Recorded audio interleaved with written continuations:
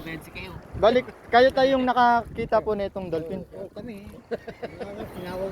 Tinawag ko ito mga kasama ko eh. Ano pong nangyari nung nakita nyo?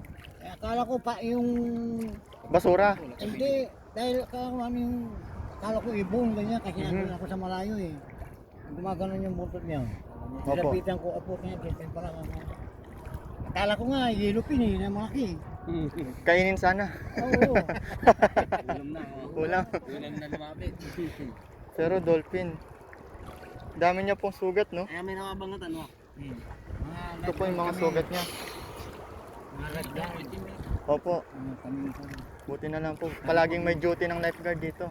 Pinapagligtas ng mga buhay.